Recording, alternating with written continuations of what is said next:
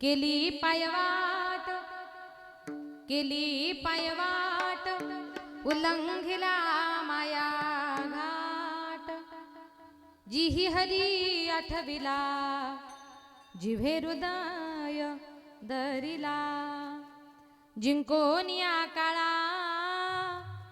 जिंकोनिया काळावरी गेले भूमंडळा जिही हरी आठविला जिव्हे हृदय दरिला निळा म्हणे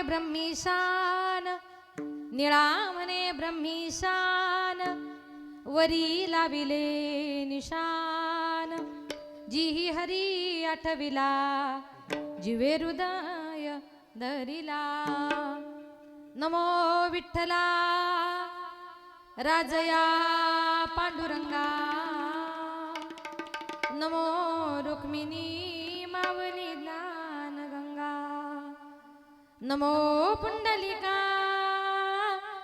नमो चंद्रभागा नमस्कार माझा रुक्मिणी पांडुरंगा पंढरीच्या देवराया पंढरीच्या देवराया पंढरीच्या देवराया पंढरीच्या देवराया दंडवत तुझे पाया दंडवत तुझे दंडवत तुझे पाया दंडवत तुझे पाया दंडवत तुझे पाया दंडवत तुझे पंढरीच्या देवराया दंडवत तुझे पाया दंडवत तुझे पाया दंडवत तुझे पंढरीच्या देवराया दंडवत तुझे पाया दंडवत तुझे पाया दंडवत तुझे पाया तुझे पाया पाया पंढरीच्या देवराया दंडवत तुझे पाया अलंकापुरी रम्यस्य हासनस्थं पदं भोज तेजस्फुरति प्रदेशं विधीन्द्रादिदेवाय सदा स्तूयमानं समाधिस्थमूर्तिं भजे ज्ञानदेवं जिथे ज्ञान विज्ञान संजीव होते जिथे योग विद्येस सामर्थ्य येते जिथे मानवाला मिळे मोक्ष गाता तुझ्या पायरीशी सदा नम्र माता तुझ्या मंदिरी हरित जीवास तृप्ती तुझ्या दर्शने लोक स्वानंद घेती श्रुती धन्य झाल्या तुझे गीत गाता तुझ्या पायरीशी सदा नम्र माता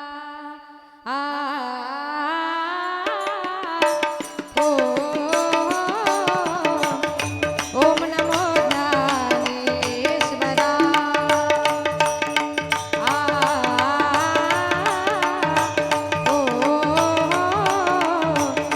ओम नमो ज्ञानेश्वरा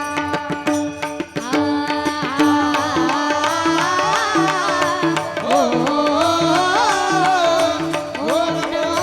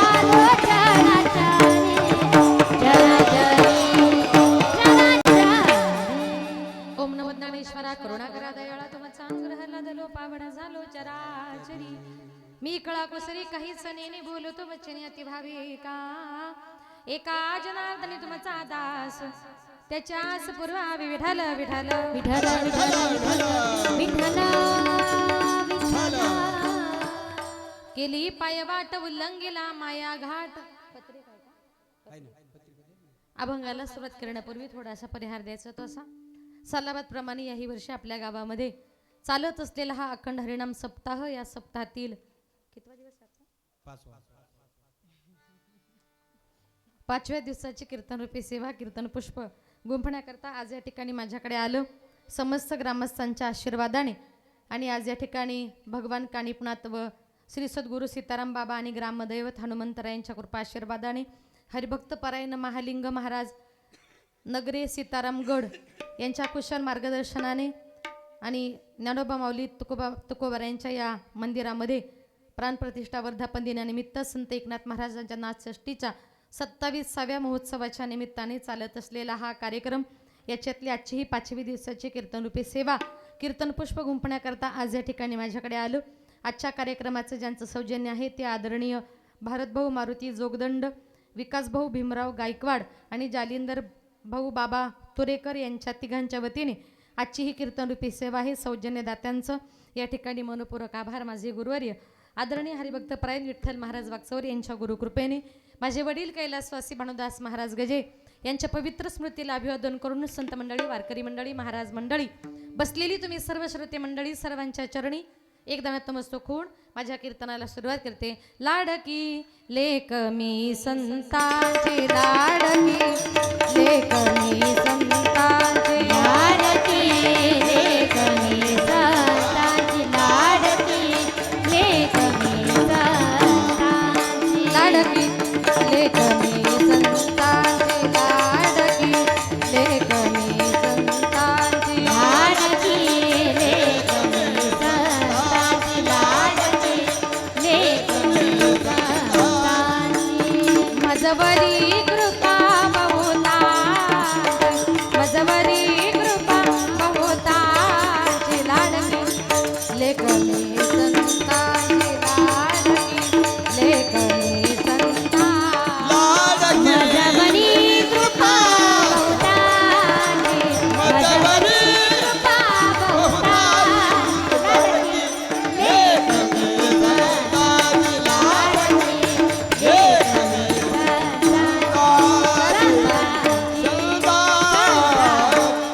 लाडके लेख मी संताची मजवर कृपा बहुतांचे मस्तक हे पायावरी वारकरी संताच्या प्रस्तुत प्राप्त प्रसंगी कीर्तन रूपी सेवेकरता निवडलेला अभंग संत सम्राट वैराग्याची मूर्तिमंत पुतळी वारकरी संप्रदायाचे कळस विश्ववंदनीय तुकोबऱ्यांचे शिष्य पिंपळ निर्वासी निळोबरायांचा 4 चरणाचा आपल्या गुरुच्या ठाई असणाऱ्या अपार गुरुनिष्ठेचं वर्णन करणारा सुंदर असा अभंग आजच्या या कीर्तन रूपी सेवेकरता निवडला विठाल विठाल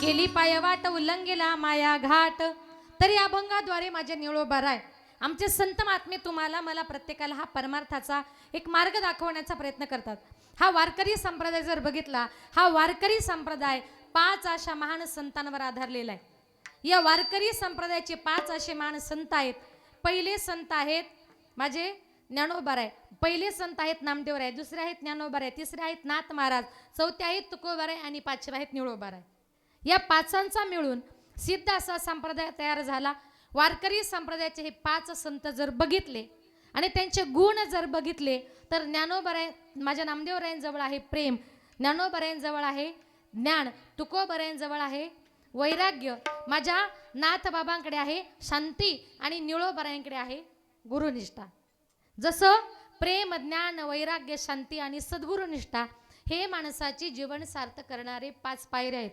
याच्यातली एक जरी कमी झाली ना तरी जीवनाला म्हणून वारकरी संप्रदायामध्ये जीवन जगत असताना भगवान परमात्म्यावर प्रेम कसं करावं आणि किती करावं हे माझ्या नामदेव महाराजांकडून शिकावं कारण नामदेव महाराज म्हणजे प्रेमाचे भंडारी आहेत नामदेव महाराजांच्या प्रेमाखातर जगाच्या मालकानं त्यांच्या हातचं जेवण करावं नैवेद्य हातीचा मूर्ती जेवी जगाच्या मालकाने त्यांच्या हातचं दूध प्यावं, नामध्ये वाहती दूध प्याला.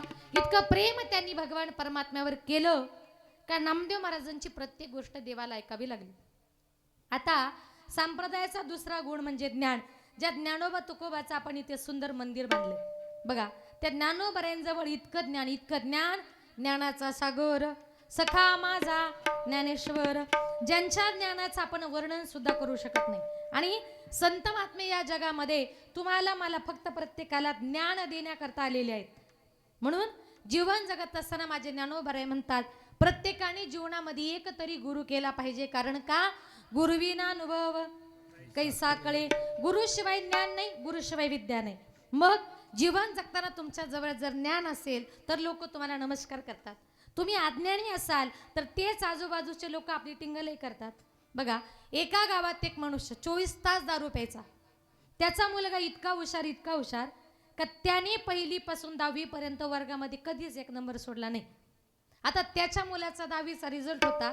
त्याच्या बापानं थोडीशी घेतली, कळतं ना तुम्हाला, बिसलरी नाही बरं, हा घेतली. त्याच्या बापानं थोडीशी घेतली आणि शाळेच्या गेटच्या बाहेर जाऊन थांबला.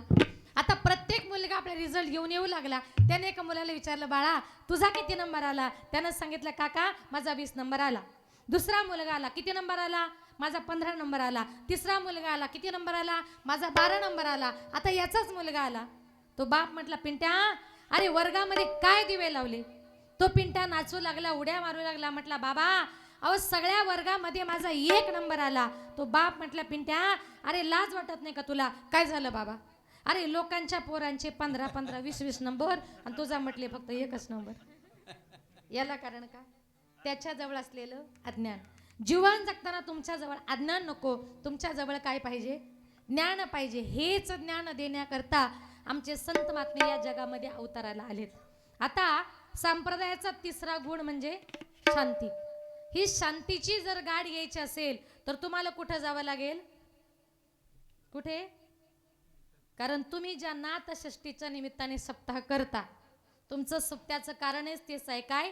संत एकनाथ महाराजांच्या नाथषष्ठीच्या निमित्ताने शांतीची गाडी घ्यायची असेल तर पैठणला जावं लागेल. एक माणूस म्हटला, महाराज शांतीची गाडी घ्यायला एवढ्या लांब पैठणला जायची काय गरज आहे? आमच्या गावात आहे शांता. म्हटलं, तुमच्या गावातली कामाची नाही काय? म्हणून शांतता जर शिकायची असेल तर माझे नाथ महाराज, इतकी शांतता यवनंगावरी थुंकला, प्रसाद देऊनी मुक्त केला. एक मनुष्याने ठरवलं, नाथ बाबांना शांतीब्रह्म ही पदवी प्राप्त झाली, आपण नाथ महाराजांची शांतता भंग करायची. बरं काय केल्यावर शांतता भंग होईल? म्हणून त्यानं महाराजांची सगळ्यात जास्त राग कशामुळे येतो? अंगावर थुंकलं की राग येतो. त्याने ठरवलं, नाथ महाराज आले, यानं पान खाऊन महाराजांच्या अंगावर थुंकला. अपशकुन झाला. महाराज गंगेवर स्नानाला गेले, पुन्हा आले, पुन्हा हा पान खाऊन थुंकला. असं करता करता 108 वेळा येऊन अंगावर पान खाऊन थुंकला. पण माझ्या अंगावर कोण थुंकतंय हे वरती मान करून सुद्धा बघितलं नाही. शेवटी पान चावणारा कंटाळला, नाथ बाबांच्या जवळ आला आणि सांगितलं, महाराज मला माफ करा, मी तुमच्या अंगावर 108 वेळा पान खाऊन थुंकलो, पण माझ्या अंगावर कोण थुंकतंय हे वरती मान करून बघितलं नाही. महाराज इतकी शांतता. महाराज म्हटले, बाबा तुझ्यामुळे मी आज खूप धन्य झालो. म्हटले, थुंकल्यामुळे? म्हटले, हो. म्हटले, असं कसं? महाराज त्यानं सांगितलं, तू माझ्या अंगावर 108 वेळा पान खाऊन थुंकल्यामुळे मला त्या गंगामाईचं, गोदामाईचं 108 वेळा स्नान करण्याचं पुण्य माझ्या पदरी पडलं. इतकी शांतता. रस्त्यानं चालताना चुकून जर एखादा मनुष्य गाडीतून आपल्या अंगावर थुंकला, आपण त्याला गाडी आडून मारतो. इतकी आपल्याजवळ शांतता आहे ना. आणि हीच शांतता माझे नाथ बाबा शिकवतात. नाथ बाबा गंगेवर स्नानाकरता गेले. एक विंचू पाण्यामध्ये तडफडत होता. महाराजांना वाटलं त्याला वाचवावं, म्हणून महाराजांनी त्याला आपल्या हातावर घेतलं. आता विंचवाला हातावर घेतल्यानंतर तो वाचवल्याबद्दल लगेच थँक्यू म्हणाला का? त्याचा स्वभाव काय आहे? खेड्यातली माणसं, त्याचा स्वभाव आहे नांगी मारणं. त्यानं नांगी मारली, हाताला झटका बसला, विंचू पाण्यामध्ये पडला. तो पुन्हा तडफडू लागला. महाराजांना वाटलं या परत वाचवावं. परत महाराजांनी त्याला हातावर घेतलं. त्याने पुन्हा महाराजांना नांगी मारली. एक मनुष्य म्हटला, महाराज अहो तुम्ही त्या विंचवाला वाचवण्याचा प्रयत्न करताय, पण त्याला कुठं कळतं तुम्ही त्याला वाचवताय? अहो जाऊ द्या ना, मरू द्या. नाथ बाबा म्हटले, तसं नाही. नांगी मारणं हा त्याचा स्वभाव आहे, पण त्याला वाचवणं हा माझा स्वभाव आहे. म्हणजे थोडक्यात काय, समोरचा मनुष्य जर वाईट वागतोय, मग त्याच्यासारखं आपण वाईट वागायचं. मग त्याच्यात आणि आपल्यात बदल काय राहिला हो? नाथबाबा म्हणतात तो त्याचा वाईट वागायचा स्वभाव सोडत नाही, तुम्ही तुमचा चांगला वागण्याचा स्वभाव सोडू नका, एक दिवस तो त्याच्या जीवनामध्ये बदल करेल. ही शांतता माझे नाथ बाबा तुम्हाला मला शिकवतात. आणि म्हणून माझे नाथ बाबा गेले ते कुठल्या दिवशी, तर षष्टीच्या दिवशी. ऐका, नाथ बाबांच्या जीवनामध्ये षष्टी तिथीला अनन्य साधारण असं महत्व होतं. त्यांनी जेवढी काही ग्रंथ संपदा निर्माण केली तेवढी सगळी षष्टी तिथीच्या दिवशी. म्हणून नाथ महाराजांनी ठरवलं का मी माझा देह सुद्धा षष्टी तिथीच्या दिवशी ठेवणार. आता षष्टी तिथीचा दिवस उजाडला.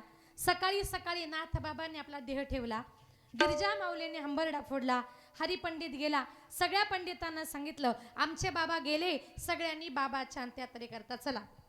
सगळी पंडित मंडळी आली, ब्राह्मण मंडळी आली, तिरडी तयार करण्यात आली. 4 खांदेकरी, पुढे एक मडक्यावाला. नाथ बाबांची अंत्ययात्रा रस्त्याने निघाली होती. आणि मध्येच एक खांदेकरी ब्राह्मण म्हटला का रे, हा नाथ महाराज जन्माला आल्यापासून खालच्या दर्जाच्या लोकांमध्ये राहिला. आई वडिलांच्या श्राद्धला यानं प्रथम हरिजनांना भोजन दिलं, नंतर आपल्याला, आणि मरता मरता मात्र याला आपल्याच खांद्यावर जावं लागलं. हे त्या पंडितांचं वाक्य ऐकल्या बरोबर नाथ महाराजांनी तिरडीवरच्या अंगावरच्या दोऱ्या तड तोडून टाकल्या. सांगितलं हे पंडितांनो, मी नंतर मरेल पण तुमच्या खांद्यावर मात्र येणार नाही. तिरडीवरून उडी मारली आणि नाथ महाराज आपल्या घरी निघून गेले. ठरवलं होतं षष्टी तिथीलाच मरायचं, कारण काळ संतांच्या हातामध्ये होता. 1 वर्ष काळाला थांबवलं. 1 वर्षानंतर षष्टी तिथी आली आणि त्या षष्टी तिथीला सकाळी सकाळी नाथ बाबांनी आपला देह ठेवला. गिरजा माऊलीने हंबरडा फोडला. हरिपंडित गेला. सांगितलं आमचे बाबा मागच्या वर्षी सारखे परत गेले, सगळ्यांनी अंत्ययात्रे करता चला. ब्राह्मण लोकांनी सांगितलं अरे तुझा बाप कसला मरतो, मरणाची तो ढोंग करतो, तिरडीवरून तो तोड्या मारून पळतो, आम्ही तुझ्या बापाच्या अंत्ययात्रेला येणार नाही. त्यानं सांगितलं पाया पडतो तुमच्या, एकदाच चला, परत येऊ नका. विनंती केली. सगळी ब्राह्मण मंडळी आली. 4 खांदेकरी, पुढे एक मडक्यावाला. नाथ बाबांची अंत्ययात्रा रस्त्याने निघाली होती. गावच्या वेशीपर्यंत अंत्ययात्रा गेली आणि एक म्हातारी आजी आपल्या नातीला पहिल्याच मुळाला तिच्या सासरी पोचवायला चालली होती. नाथ बाबांची अंत्ययात्रा बघितली. ती म्हातारी म्हणते या मेल्याला काय आजच मरायला सुचलं, माझी नाथ सासरी चालली आणि मेल्यानं रस्त्यातच अपशकुन केला. त्या आजीचं वाक्य ऐकायला बरोबर नाथ महाराजांनी अंगावरच्या दोऱ्या तड तोडल्या.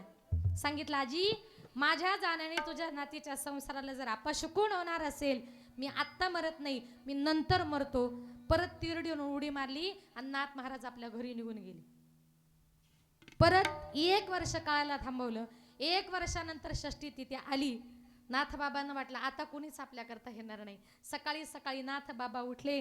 एक घट घेतला, 2 हार घेतले, त्या गोदामाई गंगामाईमध्ये गेले. 1 हार घटाला अर्पण केला, 1 हार त्या गोदामाईला अर्पण केला आणि त्याच घटाच्या खाली माझ्या नाथ बाबांनी जलसमाधी घेतली. आजही आपण पैठणला जर गेलो तर तिथे माझ्या नाथ बाबांची काय आहे, जलसमाधी आहे. ज्यांच्या षष्टी तिथीच्या निमित्ताने आपण हा नामसप्ताह आयोजित करता, त्या नाथ बाबांचा अधिकार किती होता हो. कावडीने पाणी ज्या घरी चक्र पाणी वाहे,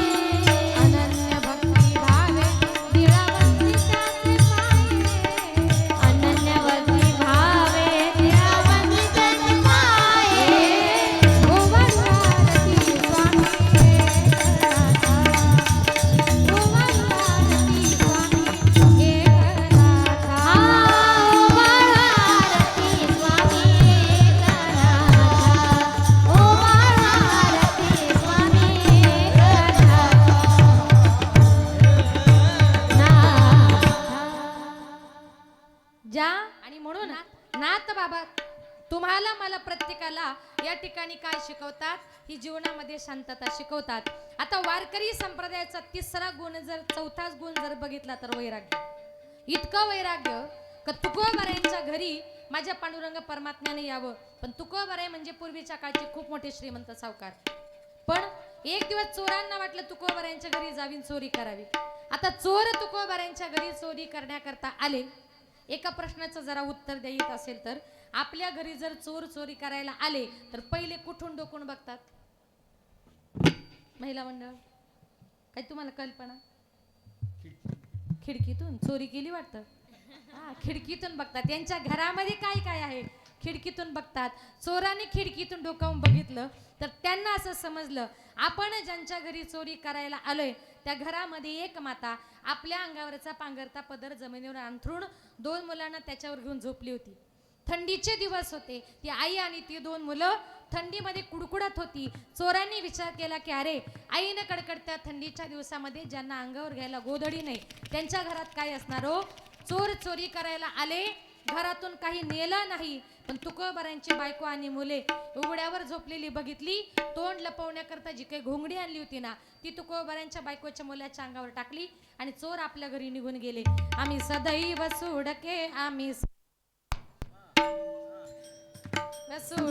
आम्ही आम्ही सदैव सोडके, सदैव सोडके, आम्ही सदैव सोडके.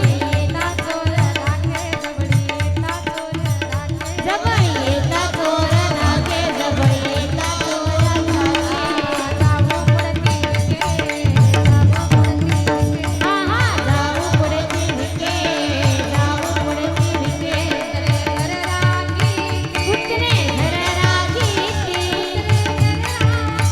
उतरे घर राखी. नानंदाईची दाना,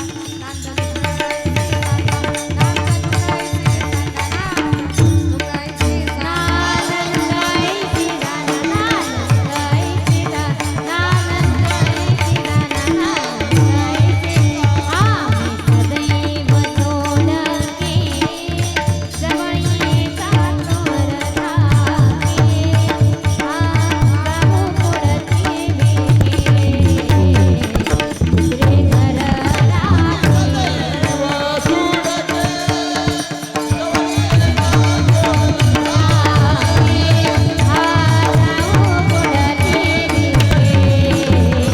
उतरे घर तुकोबारे म्हणतात, आमच्या घराचं रक्षण चोरांनी करावं, कुत्र्यांनी करावं, हे माझ्या घरचं वैराग्य. आणि म्हणून संत महात्मे सांगतात, तुम्हाला जर चिंतन करायचंय माझं भगवान परमात्म्याचं करा. कारण का? तुम्हाला जायचंय, जाऊ देवाची या गावा, देव देईल विसावा. जायचंय देवाच्या गावाला, जा देवा सांगो सुख दुःख. मनातलं सुख दुःख आपण भगवंताला सांगा. बघा, हा संसार असा आहे, संसारातली माणसं माणसाला जास्त दिवस ऍडजस्ट करत नाही. जोपर्यंत आपण घरामध्ये आहोत, बघा, एखाद्या मुलीचं लग्न झाल्यानंतर ती आपल्या सासरी जाते, मग ती त्या घरची, त्या घरामध्ये एखादी भाऊजाई येते, मग ते घर तिचं होतं. मग ज्या वेळेला ती मुलगी त्या घरी तिच्या माहेरी येते ना, तेव्हा ती 2च दिवस राहते. तिसऱ्या दिवशी आपली भाऊजाई भांडी आपटायला लागली का घरामध्ये थांबायचं? ऐकलं ना महिला मंडळ? का? जरी आपल्या बापाचं घर असलं तरी संसारातली माणसं माणसाला जास्त दिवस सहन करत नाही. एक सुंदर उदाहरण सांगते बघा. एका गावात एका मुलाचं नवीन लग्न झालं. नवीन लग्न झाल्यानंतर योगायोगानं धोंड्याचा महिना आता पण आलाय ना. धोंड्याचा महिना माहिती आहे तुम्हाला? तुम्ही गेलते का कधी धोंड्याला? कारण सासूरवाडीला अंगठी बिंगठी, धोंडे, जेवण, भजी, कुरडया. हा, तसं आता त्या सासूबाईने आपल्या नवऱ्याला सांगितलं, म्हटले अहो, या वर्षी आपल्या मुलीचं नवीन लग्न झालंय, आपण जावयाला धोंडे जेवणाला बोलू, एखादा चांगला ड्रेस करू, एखादी चांगली अंगठी करू, जेणेकरून जावई आयुष्यभर खुश होईल आणि आपल्या मुलीचा चांगल्या प्रकारे सांभाळ करेल. सासरी बुवांनी पत्र पाठवलं, जावई बापू धोंडे जेवणाला या. आता जावई इतका हुशार होता, येताना धोंडे जेवणा करता आला तर आला, एकटाच आला. बरं, आल्यानंतर म्हटले आमच्या मुलीला, म्हटले नाही नाही, घरी फार काम आहेत, त्याच्यामुळे तिला काही जमलं नाही, मी एकटा आलोय, काय पाहुणचार करायचंय माझंच करा म्हटले. आता शेवटी जावई आहे, काही बोलता येत नाही. लगेच सासूबाईंनी पुरणपोळी, सार, भात, भजी, कुरड्या, धोंडे बिंडे असं 5 पक्वान्नाचं भोजन तयार केलं. जेवण झालं. सासरी बुवांनी त्याला एक ड्रेस दिला, नंतर एक सोन्याची अंगठी दिली. याने मनातल्या मनात विचार केला, कारण नवीन लग्न झालं होतं, जास्त अनुभव नव्हता. त्यानं मनातल्या मनात विचार केला, म्हटला सासूरवाडीला किती मजा आहे. म्हटला आल्यावर 5 पक्वान्नाचं भोजन मिळतं, कपडेही मिळतात, सोन्याची अंगठी मिळते. म्हटला घरी कशाला जायचं, आता म्हटला कायमचं इथंच राहून घेऊ. असा मनामध्ये त्यानं विचार केला. आता विचार केल्यानंतर 5 दिवस झाले, 10 दिवस झाले, सासूबाई दोन्ही टाइम. जावई म्हटलं की चांगलं चुंगलं त्याला खायला घालायची, हा जायचंच नाव घेत नव्हता. एक दिवस तो सासरा जावयाला म्हणतो, म्हणे जावई बापू तुम्ही धोंडे जेवणा करता आलात, मी तुम्हाला बोलवलं, मला वाटलं 2 दिवस राहाल, 5 दिवस राहाल, 10 दिवस राहाल. जावई बापू घरातली माणसं तुमच्या आता आठवण काढत असतील ना. तो म्हटला तसं काही नाही मामंजी, तुम्हाला जर तसं वाटत असेल तर आपण असं करू, घरच्यांना पण सगळ्यांना इकडेच राहायला बोलवून घेऊ. आता सासऱ्यानं विचार केला, म्हटलं हे काही जाणारं गिऱ्हाईक दिसत नाही, हा घरच्यांचा पण वशिला लावायला बघतोय. मग आता 10 दिवस झाले, 15 दिवस झाले, तो बायकोला म्हणतो तू सांगत होती ना जावयाला बोलवा, जावयाला बोलवा, आता काढ तू घराच्या बाहेर. ती म्हटली नाही बाई, माझा जावई आहे, मी काहीच बोलणार नाही. आता 10 दिवस झाले, 15 दिवस झाले, जावई बापू जायचं नावच घेत नाही. आता जावई जरी असला तर किती दिवस माणसं सहन करणार आहे हो. मग रात्रीच्या वेळेला दोघा नवरा बायकोने एक प्लॅन केला.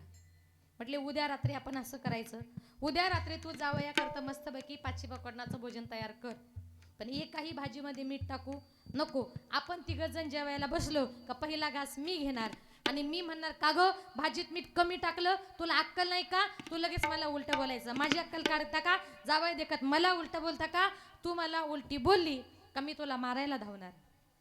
पूर्वीच्या काळी लाईटी नव्हत्या, त्या रॉकेलच्या बत्त्या किंवा चिमण्या असायच्या. तू त्या अंधारामध्ये तू काय करायचं, ती बत्ती चिमणी फुकायची आणि बत्ती चिमणी फुकली, अंधार झाला का मी अंधाराचा फायदा घेतो आणि जावयाला कायमचा घरी पाठवतो. म्हटलं इतके सासू सासरे कंटाळले. मग रात्रीच्या वेळेला सासूबाईने आपल्या जावया करता असं पाची पकवानाचं भोजन तयार केलं आणि एकही पदार्थामध्ये मीठ टाकलं नाही. यानं पहिला घास घेतला, तो म्हणतो का गं भाजीत मीठ कमी झालं, तुला अक्कल नाही का, जावई जेवायला बसलेत ना. ती म्हटली का हो, जावयासमोर माझी अक्कल काढता का, तुम्हाला अक्कल आहे का. तो म्हटला तू माझी अक्कल काढते. रागाच्या भरात जे मारायला उठला, नवऱ्यानं सांगितल्याप्रमाणे ती बत्ती चिमणी फुकली, अंधार झाला आणि ती अंधारात पळूनच गेली. आता हा बिचारा तिथंच जेवण करत होता. सासरा लगेच उठला आणि त्यानं अंधारामध्ये अशी जावयाची हिप्पी हातामध्ये पकडली आणि जे मारायला सुरुवात केली. तो म्हणायचा हो मारू नका, मारू नका, मी ती नाही, मी तुमचा जावई बापू, मी ती नाही, मी तुमचा जावई बापू. तो सासरा म्हटला आज जावयाचा बाप जरी आला तरी मी तुला मारायचा सोडणार नाही. अंधारात जावई असा मारला, असा मारला, असा मारला, गेला तसा अजून परत जेवायला आला का. जावई जरी असला कुठे किती दिवस राहावं याला फार मान मर्यादा आहेत. आणि म्हणून संत महात्मे म्हणतात तुम्हाला जायचंय ना, जाऊ देवाची या गावा, जाऊ देवाची या गावा, जाऊ देवाची आगावा, जाऊ देवाची आगावा, जाऊ देवाची या गावा, जाऊ देवाची या गावा, जाऊ देवाची आगावा, जाऊ देवाची आगावा, जाऊ देवाची या गावा, देव देईल विसावा, जाऊ देवाची या गावा, देव देईल विसावा, देव देईल विसावा, देवा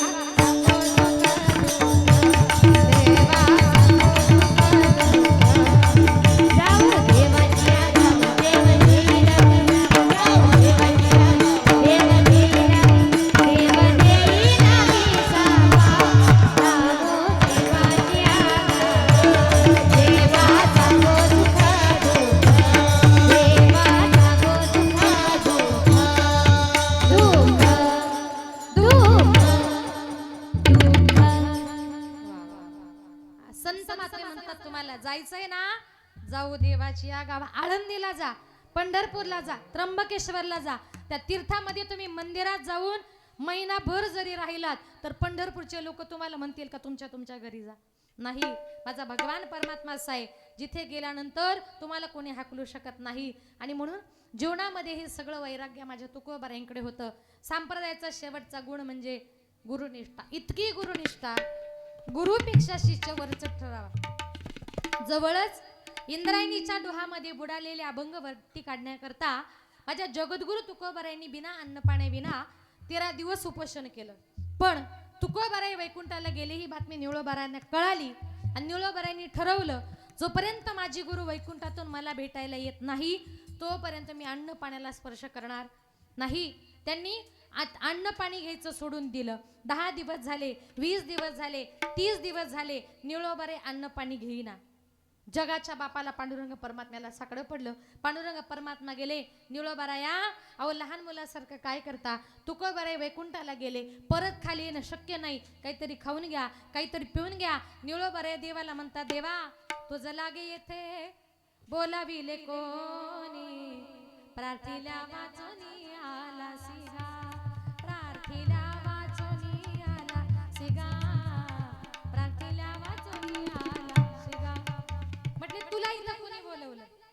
अरे ऐका निळोबाराया, काहीतरी खाऊन घ्या, काहीतरी पिऊन घ्या. निळोबाराया देवाला म्हणतात, देवा अरे तू माझी इतकी समजूत घालतोय ना, मी तुला बोलवलंच नाही आणि मुळात मी तुला ओळखतच नाही. हा अधिकार संतांचा होता. निळा म्हणे आम्ही नोळखी जो देवा आणि तुका याचा दावा करीत असो. काय म्हणतात निळोबाराया, अरे देवा मी तुला ओळखत सुद्धा नाही, असं आपण देवाला म्हणू शकतो का? नाही, देवा आपल्या करता येणार नाही, कारण आपली भक्तीच तितकी नाही. ही भक्ती निळोबारायांची होती. कसे तरी निळोबाराया ऐकत नाही. 30 दिवस झाले, 40 दिवस झाले आणि 42व्या दिवशी पांडुरंग परमात्म्याने आज्ञा केली, जा तुकोबाराया निळोबारायांकरता खाली जा आणि निळोबारायांना भेटून या. 42व्या दिवशी माझे तुकोबाराय वैकुंठातून निळोबारायांना भेटण्याकरता परत खाली आले. याला म्हणतात गुरुनिष्ठा. ही गुरुनिष्ठा माझे निळोबाराय तुम्हाला मला दाखवतात. म्हणून संत महात्म्यांनी जो मार्ग सांगितलाय, मार्गदावनी गेले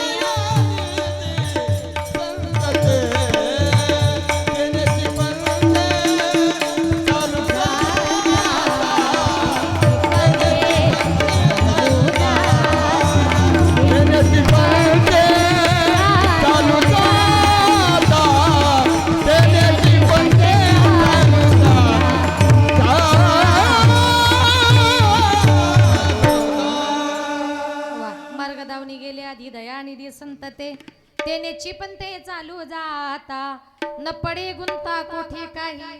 संतांनी जो मार्ग सांगितला, वेद मार्गे मुनी गेले त्यांचे मार्गी चाललो.